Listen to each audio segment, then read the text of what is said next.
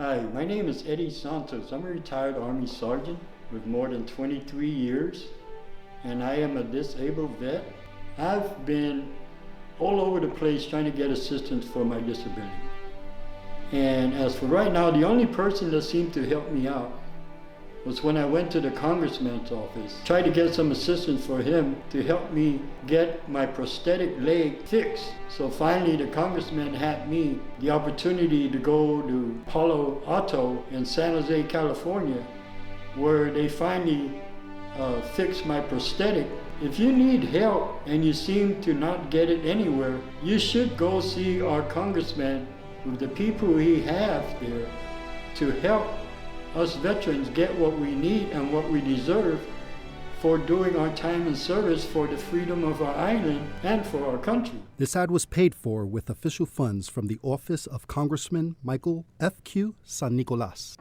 A lot has changed overnight, but Buick and GMC's commitment to you remains the same.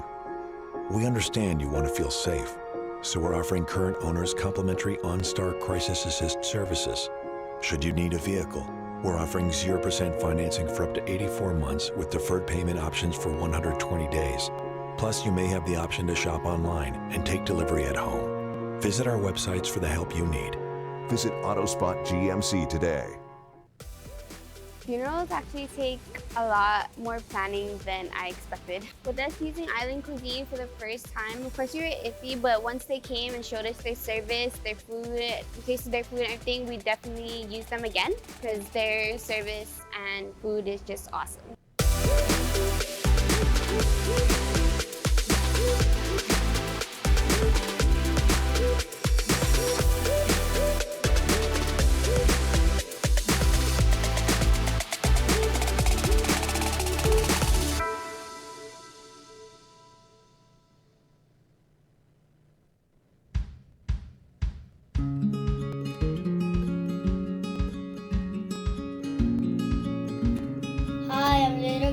Of 2019, I just want all of the sailors in the USS TR to know that I'm thinking and praying for you. Thank you. Bye. Hafide, my name is Kai, and on behalf of the Island Cuisine family, I would like to send out a great big Undunkalunesi Zilis Maasi. Thank you to all USS Theodore Roosevelt sailors for all that you do. We wish and send all prayers for a speedy recovery, and we will keep you all in our thoughts. Thank you for your service. God bless.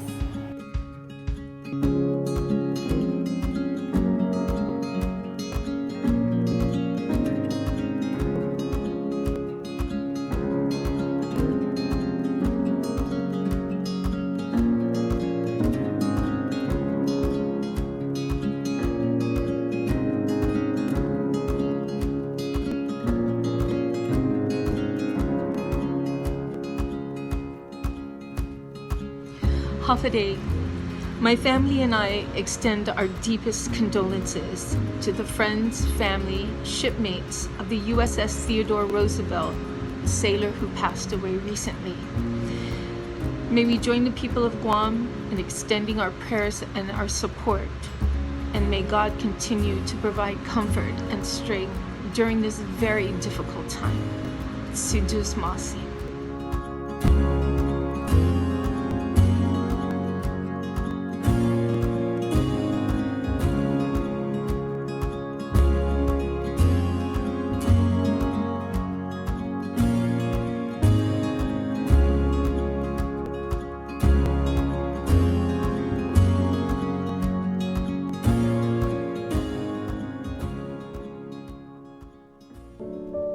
Hafide, I'm Jim Moylan, and I want to extend my condolences to the family members and the loved ones of Chief Petty Officer Charles Tracker Jr., who had passed and was amongst those who tested positive for the coronavirus on the USS Theodore Roosevelt.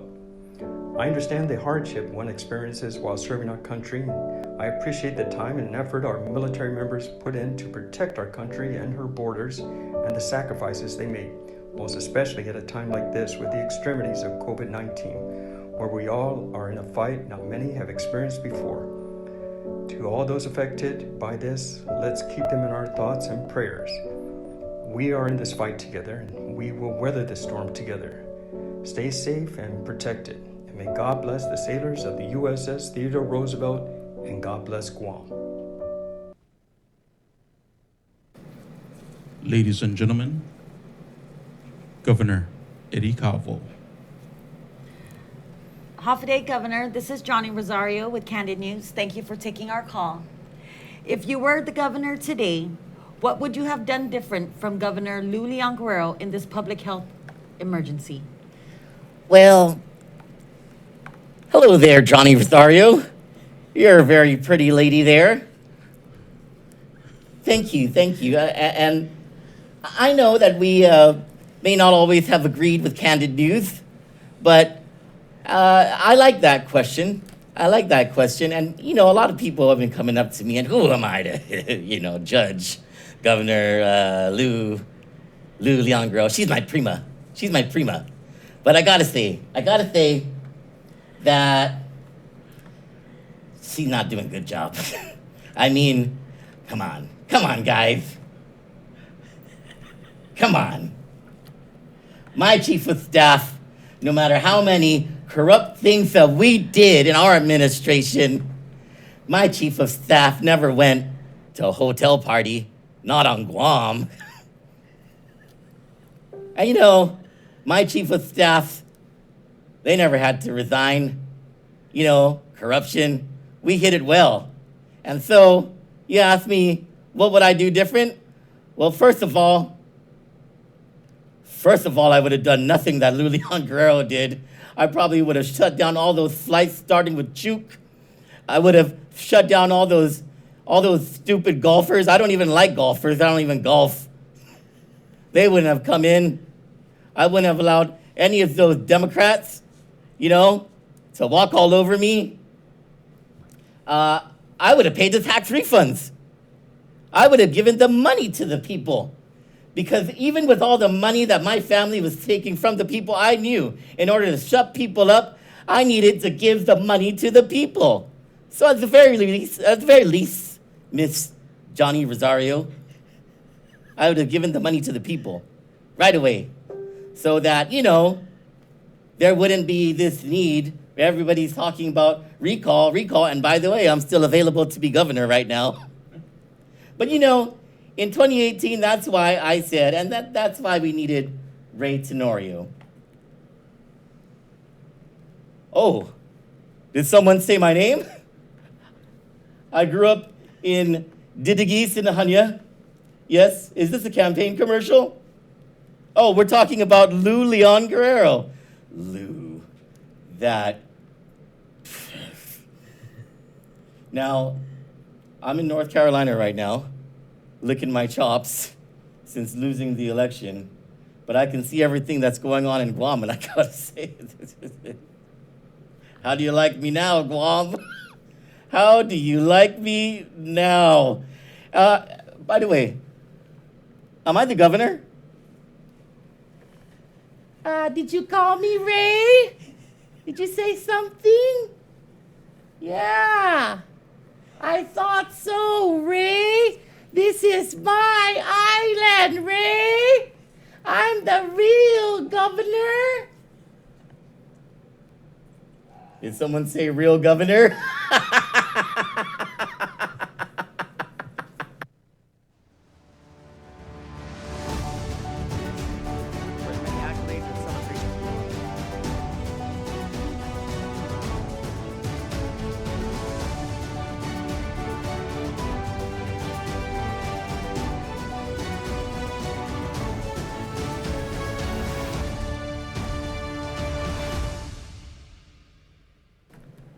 Good evening and welcome to Candid News. I'm Johnny Rosario. And I'm Troy Torres. It is May 1st, Friday. Yeah. Well, not too yay, but yeah. Not for Welcome. Thank you for joining us. Thank you for waiting. It is Troy O'Clock, as my friends would say. People of Guam, you're still the one.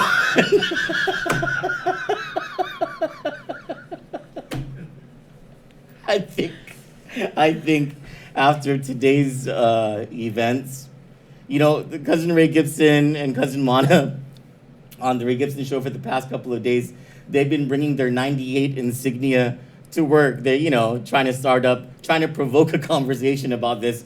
But I think there has been a whole lot of conversation on this island, not just about the future of the leadership of this island, which is completely unstable right now, but also, you know, who would be a good governor at a time like this and to lead us into the future. There are a lot of people asking, where's Lieutenant Governor Josh Tenorio? Because a lot of people think that Lieutenant Governor Josh Tenorio would make a much better governor than Lulian Guerrero. And then there are the people who, even the not diehard Carl Gutierrez people, more people are saying, well, we need Carl Gutierrez at a time like this. And then, of course, there are people who remember the leadership of Governor Eddie Calvo during crisis and emergency. And, you know, despite his record of corruption, let me just set this one straight. Nothing like what's happening right now in the Leon Guerrero administration happened in the Calvo administration. There's other kinds of corruption at a whole bigger scale and everything, but the arrogance and the elitism that's being showcased and that is coming to the surface by the Leon Guerrero administration, it's just so sad. So sad to see. And on a brighter note, Kandit Land has donated food items, canned goods. Thank you for reaching out and dropping it to our office. Thank you, Luke Tatao. Thank you, Mr. James Atkins and his family. So also, there's other Kandit Land that need help. So please contact me if you are on the receiving end that you need it. We won't post you up. We won't let the world know that you needed help. You can contact me at 797-7082. thank you. Thank you for those who've been donating to Thank you so much. people who need food. Thank you for the It's such a donations wonderful on our thing. PayPal. Thank you, everybody. Today was awesome. Jacob Nakamura says, my auntie Loli would make a better governor, and she's 93, blind, and can't remember where she is most of the time. JW Cruz says, they're all corrupt. DT said, whoever thought we would ever eclipse the Calvo corruption? Dominic Santiago says, my staff didn't have to resign. We hid it well. Jacob says, thank you everyone for your donations. We are getting these items out to those in need. Yes, indeed. Thank you everyone for those donations. On another bright note, tomorrow is the day, I believe starting at 5:30 in the morning, Archbishop Burns is going to begin the reconsecration of Guam as part of the reconsecration of the United States and Canada to the Blessed Virgin Mary. He is going to lead a procession of Santa Maria and Camelin around the island. And so what... Here we go. I got you got it? Okay, good. Thank you. Wait, time out. I believe it starts at 5:30, right? Or 9? No. I think he's going to leave the cathedral at 5:30, right? No, but the time here is showing... Oh, there. In there we different go. villages? Yes. 8 a.m. or no, 5 a.m. at Agana Okay, Cathedral. It says Holy Mass in honor of Santa Maria and Camelin. KUAM live broadcast, channel 8. And then at Totu at 8 o'clock. Right? From Agana Cathedral to Purple Heart Highway, Cañada Totu Loop, to Roy Damian Street, the Mongmong Church at 8:10, and then Roy T. Damian Street. They're gonna go through the village there, and then to St. Jude. In Sinania? Yeah, St. Jude at 8:25. And then where's after that? They're going to Agana Heights, and they're gonna go through the Cali Angel, Flores Street, Chalan. I don't know how to say that. Joseph Cruz Avenue, Chalangumazuus. And then after Agana Heights, they're going to Maina. Fonte Road, Maria Candelaria Road. Wait, sorry, before this disappears, DT says 5:30 consecration to Mary, 7 a.m. motorcade throughout island, 12 p.m. exorcism at Adelup, followed by reception at Pacific Star. I'm so sorry. Okay, go ahead. After Maina, they're going to the Adelup Circle at 8:55 a.m. They're going around the circle, up through Marine Corps Drive, San Antonio, to St. Anthony Church at 9:05. Fahrenholt Avenue through Governor Carlos Camacho Road through GMH. And then they're going to come out through Duenas Drive, Pel San Vitoris Road, Blessed Diego, Tumon Church at 9:25. What, 9:25 is Tumon? Oh, wait. Yeah. Okay. Okay. And then they're going to go up Pel San Vitoris Road all the way down and then up North Marine Corps Drive. So I guess on the last road on Tumon, they're going to go up. And then they're going to Santa Barbara Church, Iglesia Circle, West Santa Barbara Avenue, Waiseng Song Road, and then to Divine Mercy in Estumbo. Then on to Waiseng Song Road, Route 3, Route 9, and San Bernardita Church. That's in Agafagumis, Machinao. Route 9, and then it turns into Marine Corps Drive, Anderson Air Force Base, East Marine Corps Drive to Our Lady of Lourdes in Jigo. They're on Marine Drive, then they're going to Harmon Loop, St. Andrew Kim. I don't know where's that. That's a church? That's the Korean church. Okay. Harmon Loop, Army Drive, North Sabana, St. Dominic Senior Home Care at 10:50 a.m. From there, they're going to go on Route 16 to Purple Heart Highway, San Roque Drive, San Vicente Church, Barragata. San Roque Drive, Veterans Highway, and then Santa Teresa Church, Manilao. Veterans Highway westbound, Chalincontasi, Our Lady of Peace Safe Journey, Chalampago at 11:35. Chalincontasi, Darrow Road, San Juan Bautista Church, Ordot, 11:50 a.m. Darrow Road, Route 4, down to St. Francis of Assisi Church in Jotnia at 12:10 p.m. Route 4 to Route 17, Route 4A, San Miguel Street to Talafofo Church, San Miguel Catholic Church. And then Route 4 to San Isidro Catholic Church, Malolo. I think that's all I have. That's the full schedule? Yeah. Okay, cool. So that's tomorrow. We'll publish the full schedule on our website and on our Facebook page so y'all can see it. But hopefully y'all can come out, the Catholic faithful. The Father Paul Guffigan is asking that on whatever route that you're on, you're doing the social distancing thing, the 6 feet apart at least between people, and that you hold some sort of white cloth. Like There, found it. Oh, there's more? Okay. Malolo, then to Inarahan, and then to Marito. Marito's at 120. Umatics at 135. They're on Route 2 to Agate. I'm only saying the main roads because it's only one road, right? Mm-hmm. Then to Santa Rita, Our Lady of Guadalupe. Route 12 to Route 5, Naval Base Gate, Marine Corps Drive to Route 6 to Assumption of Our Lady Church, PD at 220. And then after PD, they're going to Asen, Nino Perdido Church at 240, and then Jose Leon Guerrero Street, Marine Corps Drive, back to Agana Cathedral at 3 p.m. Cool.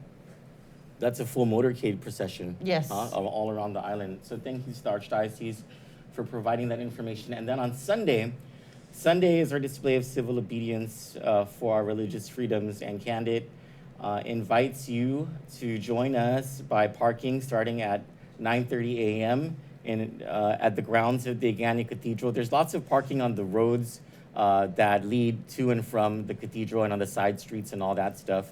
Starting at 9:30 a.m. when Archbishop Burns is expected to begin the Sunday Mass. And the idea is everyone stay in their car, or if you're gonna, get some sun, you sit on a lawn chair outside your car, but don't go up to other people. That would be an irresponsible thing to do. Oh, and when they're doing the procession for the Our Lady of on Saturday, make sure you have a white handkerchief or a white Yes. cloth. To wave to Yes. the, yeah. So, listen to for the Mass on Sunday, listen to the Mass or watch the Mass on your phone. And then when it comes time for the communion, what the hope is that the Archbishop and the Eucharistic ministers come outside and go car to car to administer the sacrament of the Eucharist. And so we'll see how things go this Sunday, but at the very least, we're in closer physical communion on Sunday. And the goal is to show the government that, you just can't suppress the people's religious freedoms, especially if their exercise of worship is going to be done in a more responsible way than going grocery shopping or getting a Happy Meal at McDonald's. You know what I'm saying? Can I just say, on the road today, there were so many cars, and all I could tell myself or ask myself or pray for I really just hope whoever is on the road, they're just getting what they need to get done and they're going back home. Guys, we have to still think of protecting each other and our elders and being responsible, with this, because we haven't eradicated the virus out of this island. Yeah, we don't believe for a second that all of the tests coming out I don't are believe negative. Yeah. 1 second. All the hundreds of tests, and the only tests that's coming back positive are the other DLS and the clinics and the hospitals. Yeah. But not the public health labs. So something's going on.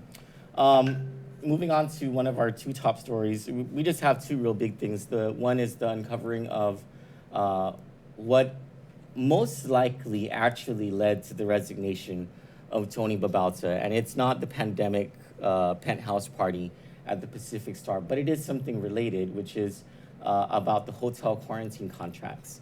And then, of course, our biggest discussion tonight is on transparency. But going to our story, which you can find on our website, is the scandalous use of a pricey hotel penthouse by disgraced former Chief of Staff Anthony Babauta may not be the only reason for his fall, nor may he be the only person involved in a corruption scandal involving millions of dollars in federal funds. While residents and businesses are expected to jump through hoops before getting federal cash and unemployment relief from the government of Guam, two of its highest leaders obligated GovGuam to millions in hotel contracts without so much as a price quote. Charles Esteves, administrator for the Office of Civil Defense, confirmed to Kandit News Friday morning that his agency received no price quotations in the procurement record for contracts negotiated by Governor's former Chief of Staff, Anthony Babauta, and legal counsel Hai Hyun. The contracts, for which Governor Lulian Guerrero transferred $7 million from accounts throughout the government into the civil defense account, are for the use of the Pacific Star Hotel, the Hotel Santa Fe, Perlas Court, the Wyndham Gardens Hotel, and the Days Inn Hotel for the quarantine of residents and visitors. The contracts also include laundry service with the sole provider. Records disclosed by Mr. Esteves in response to a Freedom of Information Act request for documents by Kandit show email correspondence from Mr. Hyun, who also is Ms. Leon Guerrero's son-in-law, as early as March 18, discussing the procurement of the hotels. Mary Rhodes, the president of the Guam Hotel and Restaurant Association, which helped to facilitate negotiations between the government of Guam and the hotels, confirmed to Kandit that it was Mr. Hyun, not Mr. Babauta, who finalized negotiations with the hotels. She said in a response to Kandit, "I helped facilitate the initial meetings and terms with the hotels included in the process. Then it was between the hotels and legal counsel to finalize the agreement." And that's a big problem. Mr. Esteves and the documents he provided confirmed the procurement of the hotels is through his agency, not the governor's office, where Hai Hyun is an employee. During the public health emergency and according to a March 20, 2020 designation letter to the Federal Emergency Management Agency by the governor, the only people authorized to obligate or expend federal money for this emergency have been Mr. Babauta and the alternate governor's authorized representative, Guam Homeland Security Advisor Timothy Uggan. But according to Ms. Rhodes, Mr. Esteves, and the documents disclosed, it was Mr. Hyun, who isn't even an employee of Guam Homeland Security Office of Civil Defense, who obligated GovGuam and the use of federal funds for the hotels. Mr. Estevez said that despite the ongoing use of the hotel since mid-March, the hotel contracts have not been fully executed, which directly contradicts the statement Ms. Leon Guerrero made in a news conference Wednesday. When pressed for the 3 price quotes required by law to be submitted prior to the execution of any contract which obligates funds, Mr. Estevez said his office was not in possession of any such price quotation documents. When asked how any contract was routed without his agency's certifying officer certifying the legal use of funds, Mr. Estevez said that no such certification of funds had been signed. That led Kandit to ask whether any funds had been encumbered, obligated, or spent for the hotels under those 2 accounts. No, none, he replied. An April 17 email from Budget Director Lester Carlson, however, tells a different story. In the email, he states, FYI, and as discussed with the Chief of Staff a week or so ago, BBMR and Department of Administration made a verbal agreement to advance a good faith payment to hotels and laundry providers. BBMR and DOA were prepared to make more good faith, more meaningful payments to hotels and laundry service providers 2 weeks ago, but the funding source was revised. Despite this, DOA, with and under consultation with DOA and without consultation with Civil Defense, under the guidance of recent executive orders, authorized payments to hotels, and for 2 payments to the laundry service provider were processed. To date, we have paid about $142,000 to these providers in advance of executed contracts and concurrence from Civil Defense and GSA. The payments referenced by Mr. Carlson in his email were made at the direction of Mr. Hyun, who on April 6 received an email from AJ Potin of the company that owns the Pacific Star Hotel. In that email, Mr. Potin says to Mr. Hyun, please see the attached invoice for the quarantine facility as per the Guam Homeland Security Marianas Properties LLC agreement I previously signed. And this is an email that Mr. Hyun then forwarded to Ed Byrne, the director of the Department of Administration, to Mr. Carlson, the budget director, to Tony Babauta, to Mr. Estevez, and to John Jr. Calvo, the governor's new chief of staff. Mr. Hyun previously directed the payment of invoices from the laundry provider on April 3. The government's payment to these hotels and laundry provider without the existence of price quotes and other documents in the legally required procurement record, without the certification of the legal use of funds, and without legally executed contracts violates the island's procurement laws. The selection of certain hotels without competitive or merit-based bidding violates the law. The selection of certain hotels over others at a time when the governor ordered the closure of the industry and the payment to those hotels to keep them solvent and operating over others is a clear violation of the antitrust law of Guam. The failure of the Department of Administration to disclose all of this paperwork and the copies of checks paid to these hotels following a FOIA request for those documents violates the Freedom of Information Act. And the paper trail leading to her son-in-law and legal counsel, who had no authority to obligate federal funds, is plainly illegal. Why was there a rush to obligate federal funds and make cash payments to these hotels without contracts?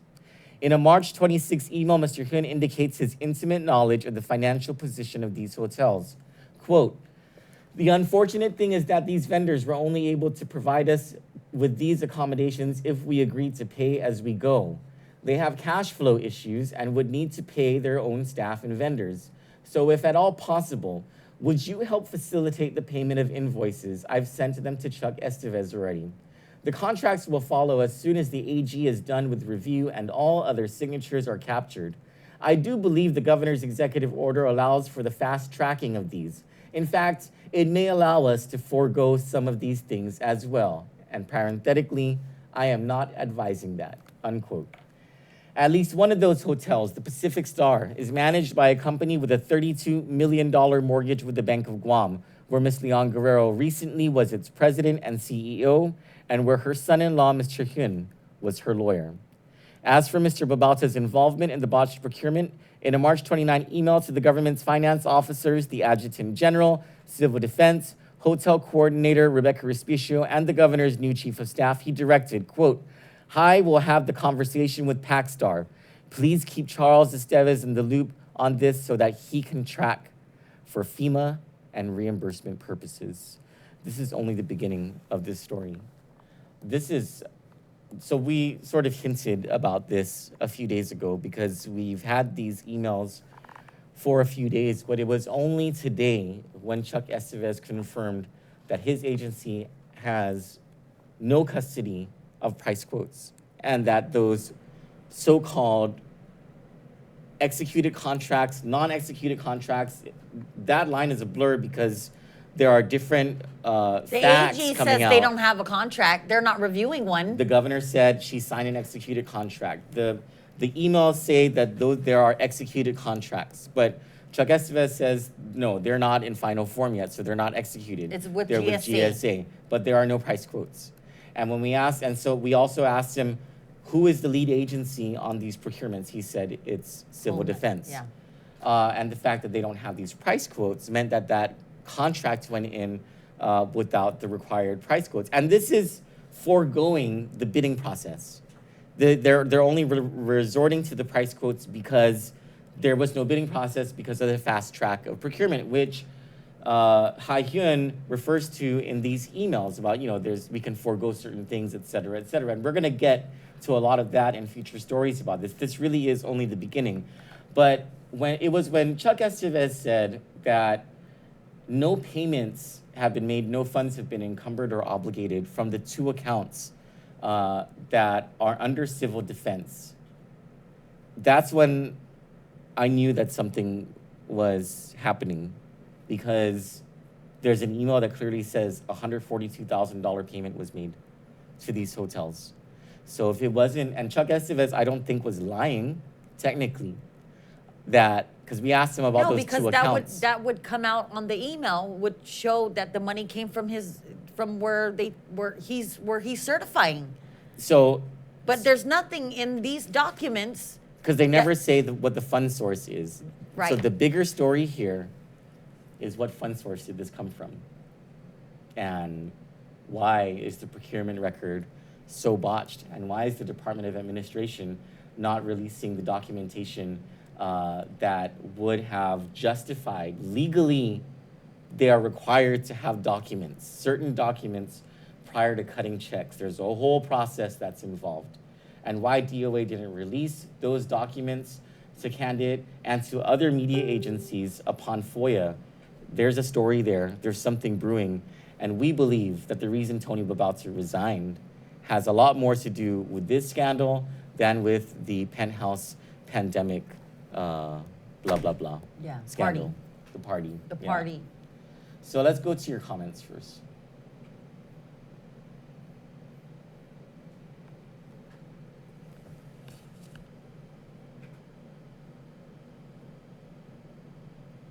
Oh man, I'm gonna butcher this tomorrow, but Robert James Blanc says, Malagnia etsun bereda kini si magatset. I think I know what that means, and it's funny. Bibo Gom says, FBI better check these guys' bank accounts. Peter Lozano says, all roads lead to Adeloop's secret base. And if you think about it, much better to let the governor's non-son-in-law take the fall than to let her son-in-law take the fall. Of course. And her legal counsel. This is just that we're not done with it. Just, if Adeloop thinks that Tony Babauta resigning is going to make this story go away, they're crazy. There's so much more to this story than a stupid penthouse corruption scandal. That is peanuts compared to what's being uncovered here. Susan Redeb says the Gov is having people do her dirty work. Might be, Susan. Linda Torres says Gov's advisors in cahoots to siphon coffers. Marilyn Gumabon says in violation of the acquisition regulations. Yes, you're absolutely right. Absolutely. Sorry, hold on 1 second.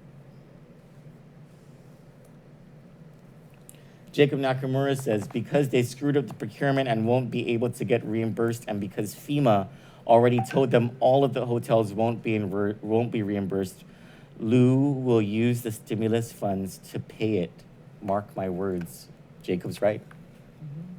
That is the money for you, Candyland. For us. us. That's for you. The money that you've been waiting for. There's no other way. No other way that she's going to be able to pay it if FEMA does not reimburse this. And with how botched this is. That I don't understand how she's saying, wait, yes, we have this federal money, but we're waiting for permission. No, they gave you the money. Can you do a Luliang girl cold open? No. I heard it. You just said it. Do permission again. Do it again. It just came out. Wait, listen, guys. Wait. Troy, wait. Okay. See, I lost my train of thought. Sorry. That was a really good Luliang girl impersonation you just did. She's saying she can't pay the pandemic unemployment insurance. She can't pay the stimulus. She can't do these certain programs because she needs permission, right? She's waiting on permission. But the federal government already gave us that money with the guidelines of what can be used, what the money can be used for. Mm-hmm. So she's lying. Mm-hmm. Lying Lou. Lie. Who's that? Huh? Lie. And this explains why the governor is so adamantly, opposed to answering questions about this, and she's literally running away from the media. Can we play Nick Delgado, the one from a couple of days ago, where he tries to get the governor to answer questions at Estumbo? The two videos. Right now we have already walk-ins. As you can see, the line is really long, and we also have the cars still coming in, and we're not going to stop till about 6 o'clock p.m. Right. Governor, half a day. Okay. Can we get you guys real quick before you go in? Okay. You can see the governor in a rush, of course, after taking some of the sites, the tour sites, and so she pulled the director of public health away. Hope to get, again, more questions answered, because we did just get a taste of what she's doing here today and what to expect in the days ahead. This one is just my favorite one. Oh my gosh. That was a snub and a half. The guy is standing in the middle of the freaking road, and she literally leaves him in her dust. The driver. Oh my gosh. Oh my gosh. Now, the governor, we live in a very weird time when, okay, let's watch first. Let's replay the reporters being muted at that news conference. No, can we play our commercial? After that. Okay. Yeah. Let's show that. Reporters being muted. The original one? The original one, yeah. Thank you, Governor. Before we open the floor to questions, just a reminder to please keep your questions relevant to the COVID-19 recovery plan. Also a reminder, you get one question and one follow-up. Next is PDN Jasmine Weiss. Half a day, everyone. Thanks for doing this. Can we just get an update on the federal relief benefits? Can we just get an update on the federal relief benefits? Where are we with that? I mean, people are asking, when can they avail of these things? I'm sure you get it every day. Jasmine, I made it very clear that we're going to stick with the COVID recovery efforts. So if you Sure. Thank you. I-94, Adriana Cotero. Hi, everyone. So, Governor, according to documents obtained by KUAM, the Pacific Star Hotel charged public health $544,600 for the use of 389 hotel rooms for 2 weeks from March 23rd to April 5th. Meaning at that rate, public health would have paid over $1.6 million for the use of the hotel for the last 6 weeks. We also know by researching yours and Lieutenant Governor's campaign finance documents that through the Guam Election Commission, the family who owns Pacific Star donated thousands of dollars to your campaign. This giving the appearance of political favoritism. So Public Auditor BJ Cruz told KUAM that through their emergency procurement and during this process for the pandemic, something they'll be looking very closely at is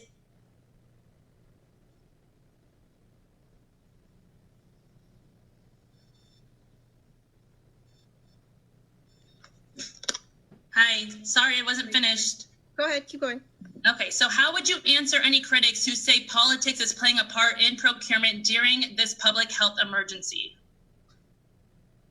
Okay, Adriana, as I said, we made it very clear that your questions need to stay relevant to the topic at hand. Next is the point, Nick Delgado. Yeah, it definitely sounds like a very tedious task to determine whether we're going to lift some of those restrictions and then potentially take them back. And so thank you for that explanation, Dr. Hernandez. And so on that note, I wanted to hear just a little bit, Governor, if you could talk about the role of some of those, the members on that recovery panel who's worked hard to put this together. And specifically, I want to ask, what was the role of your Chief of Staff, Tony Babalta, who yesterday we heard was placed in or had to stay the night at the quarantine facility because he wasn't feeling well, and has he been tested? Again, Nick, we have to stay at the topic. The topic is again in regards to the role of one of the members, the Chief of Staff, and then on that note, the update in regards to his stay over at the Pacific Star, because a lot of people find that very questionable. Although he might have had good intentions, there's still the question out there of Nick. And as I understand, Crystal did respond to you earlier that we would be providing you with a written response to that question. Thank you. So the role? We're going to go to Mariana's Business Journal next. Wayne Chargaloff, thank you. Now, earlier today, I found myself feeling kind of bad for Tony Babalta. And I was telling Johnny and Eric, I said, he's actually really a nice guy in person. He's just a really nice guy, and I feel kind of bad that he is taking the hit for this. And we had a whole conversation about that. And in a way, I've changed my mind a little bit about that, and in another way, I haven't. And let me explain. In the way that I have changed my mind about it, or I have not changed my mind about it, and I still feel bad for him, is that he clearly is the fall guy. And that our commenters are right, Candyland viewers are right. The person who needs to be held accountable for all of this is the governor herself. The documents clearly show that it goes as high as her son-in-law, her legal counsel, her most trusted advisor at Adelup. And though we do not have proof right now that the governor was aware of these things, it's just a matter of time before the media finds this proof. Now, where I have changed my mind about it is, there was this post that Janela Carrera's estranged husband wrote, where he really lays into anybody who's criticizing the governor. And he makes a lot of points that are not even relevant, they're false. But mainly he's upset because people are... suck a horse's, Yeah, very angry. He's very angry. He's very angry. And then, of course, her cabinet people, her trolls, they want all of us to feel bad for the situation that she's in because this is unprecedented. They keep saying that.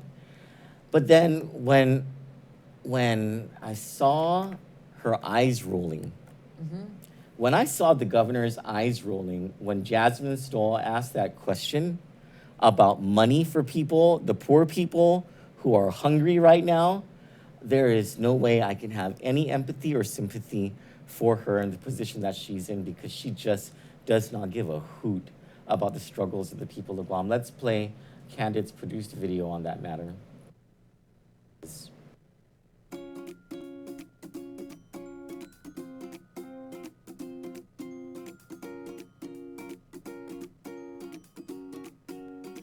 Next is PD and Jasmine Weiss. Can we just get an update on the federal relief benefits?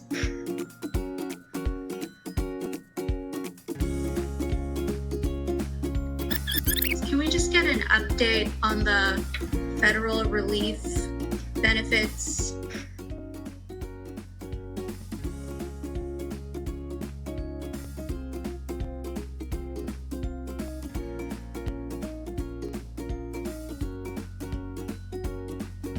I mean, people are asking, when can they avail of these things?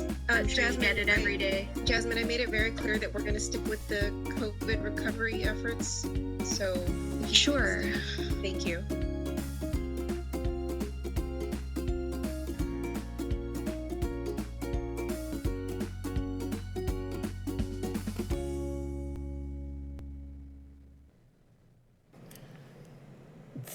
what we saw is a symptom of a disease known as arrogance and elitism. Like you said, when someone tastes that kind of power, it's worse than being a drug addict. Oh yeah, yeah. Power is way more addictive than drugs. I don't know. I prefer drugs. I Hey, like drugs. What about when you were the man? I wasn't. He's lying. Do you believe him? Allegedly. Statute of limitations long gone. No, but you've told me on numerous occasions when we talk about, politics and stuff, you told me that you've seen someone go from not having power to tasting that power, and they just won't. They taste that one taste and it's over. Yeah, well, look at Ray Tenorio. There's a prime example. But the arrogance and the elitism of the Leon Guerrero administration is like nothing I've ever seen before in Guam politics. And to roll your eyes at a question about money for the poor at a time when so many people are struggling. Well, what do you think? Like if Josh is at the grocery store or wherever he goes, right? And one of us says, "Josh, what's going on?" I know what he's saying. What? I'm sorry, I cannot help you now. Right? What? Maybe he'll say, I don't even know what's going on myself. Like, I don't understand. I can't see him sitting there with his mouth shut, filing paperwork. That's not him. Where is he? Has he been silenced? Or it doesn't matter. Is he waiting for his way out? Or is he trying to make his way out? That would be interesting to know. Well, people are dying while he's trying to figure his way out where he should fix things. Do you want to? So he can't do anything. It's the governor who has the power. Would you prefer to see him resign? Yeah, get out of there and for his conscience. Yeah, right? Yeah. People in order to are have starving. A good conscience. I agree with you. So what we're seeing now, that's developing, didn't just happen overnight. This is a slippery slope that the governor has been on, that Bob Klitsky actually in the beginning of this whole thing warned all of us about. It was when the governor suspended the open government law. Mm-hmm. And all of us thought, she needs to do that because she needs to get things done quickly. But it was the start of a slide down a slippery slope where we become so much less, or we are so weakened by the increasing power of a tyrant. And it's not very difficult to see now, and more people are seeing it.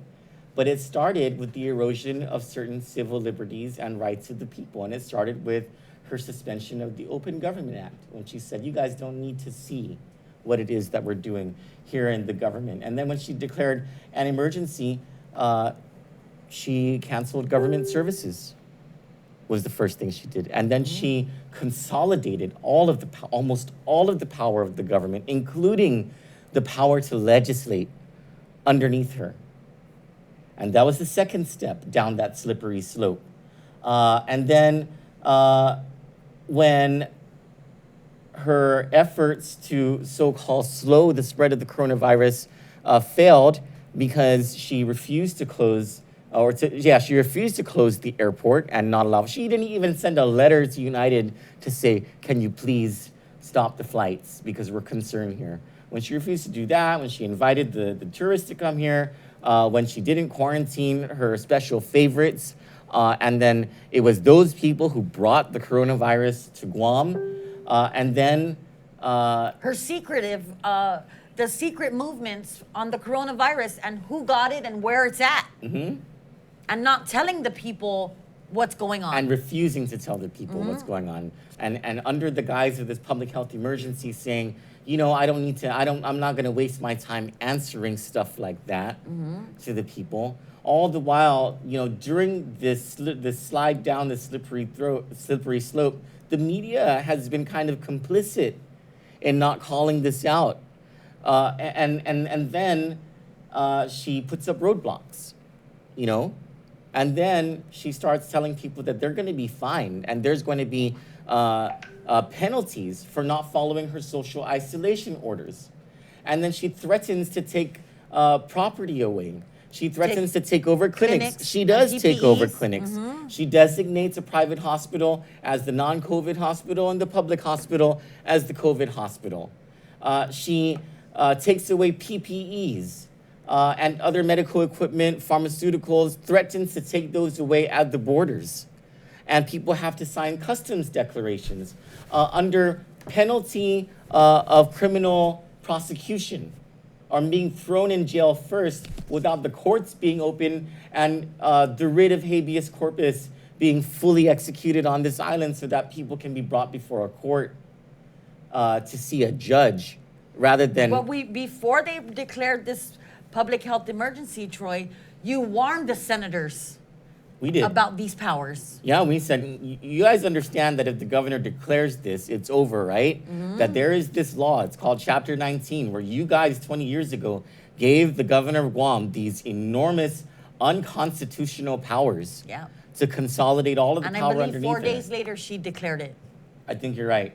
Yeah, I think you're right. And then she tried, when she realized that she didn't have absolute power, she tried to shame the legislature into giving her the power to throw people into jail for violating her unilateral dictatorial orders and also to establish a curfew.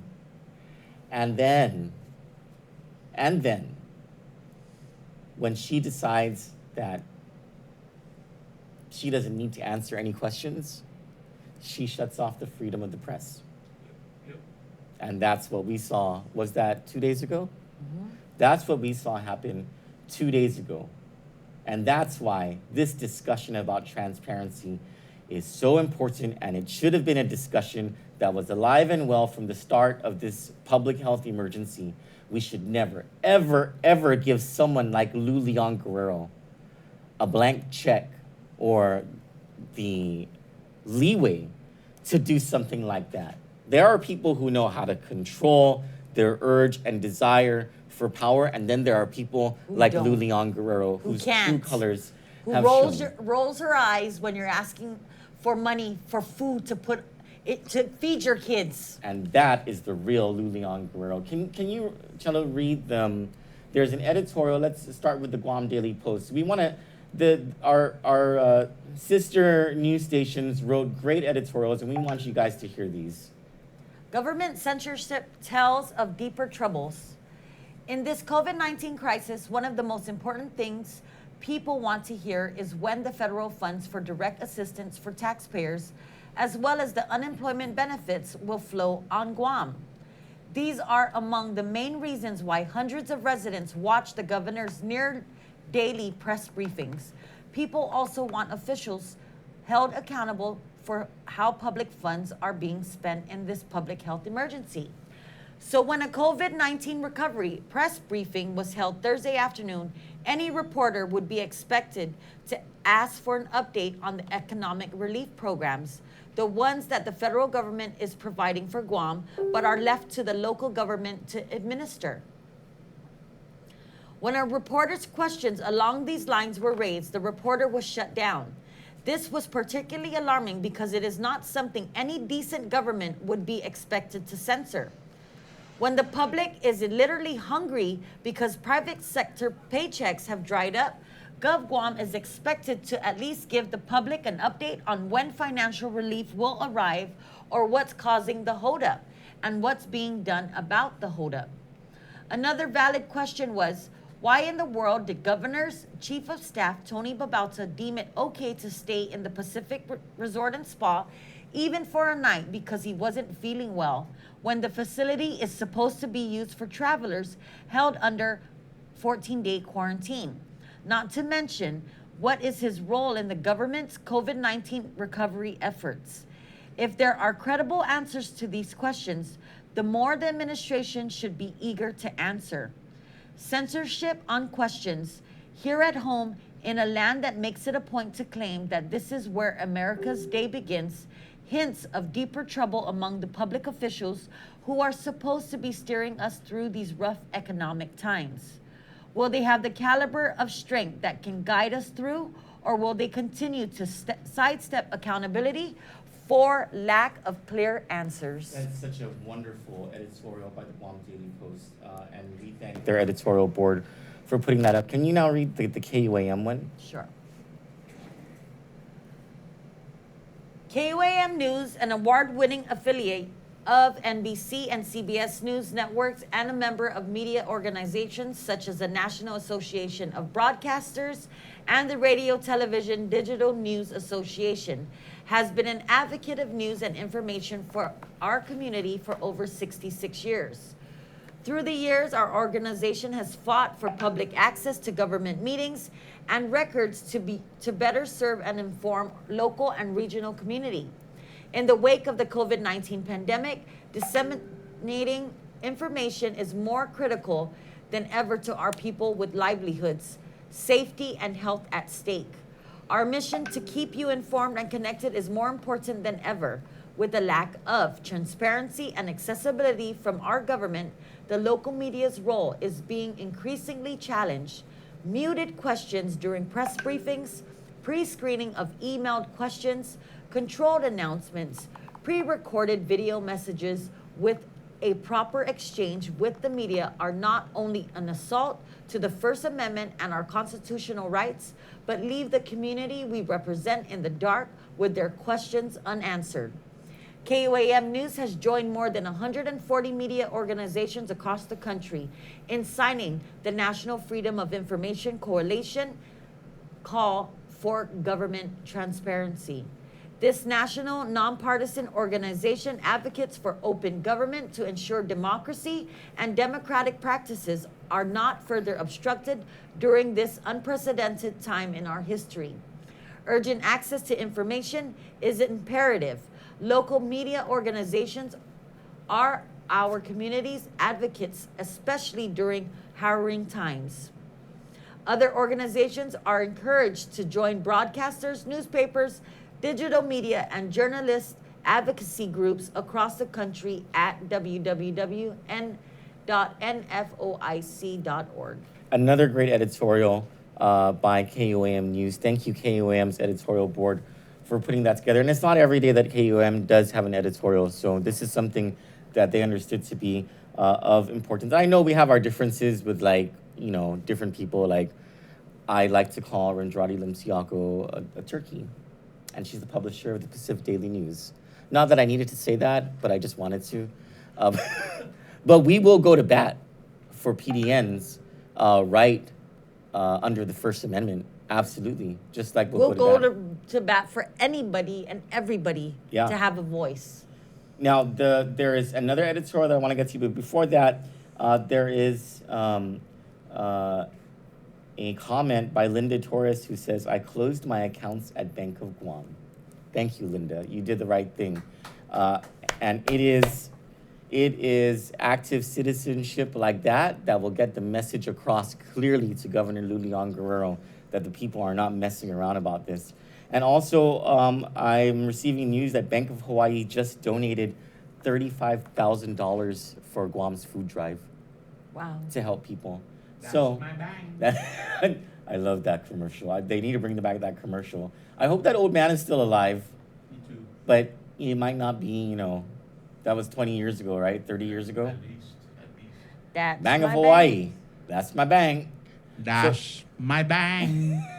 And there's Community First from, I think, if you're not elderly, from 9:30 a.m. to 2 p.m. You can go there with 2 forms of ID, and you can open your bank account there. For the Manamku, it's from 8 a.m. to 9:30 a.m. That they have, and for those who have special needs as well. Now, Marvik Hagarayan, who's the publisher of the Pacific Island Times, also wrote an editorial. I want to read this to you now. The people of Guam tune in to the governor's daily press conference, not only to catch daily updates on the status of COVID-19 pandemic, but also to get information that is relevant to their quarantined life. For pure entertainment, there is Netflix. I love her. There are 2 main questions for that matter to the people of Guam right now. When do they get to see their stimulus funds? For 1 follow-up question quota per reporter, what are the administration's actual plans for the federal aid package?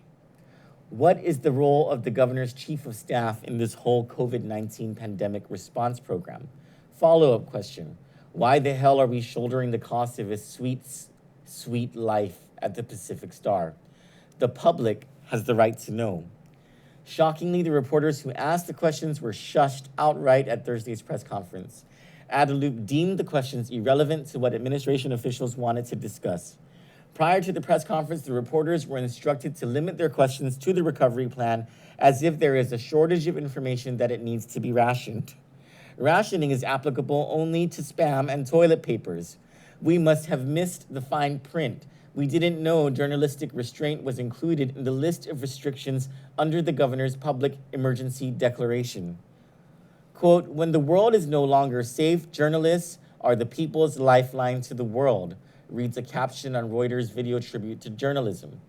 Reporters ask the questions on behalf of the people who otherwise wait for a ghost to answer the phone at government agencies. Being censored during a live streaming press conference is like being robbed in broad daylight. But even if you suppress these questions, they will not go away. Dodging them will be remembered in the next elections.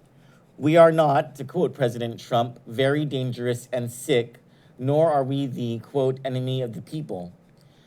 Our role is clearer than Tony Babauta's. We serve in a free society to create space for public discussion of issues and to ensure an unfettered flow of information.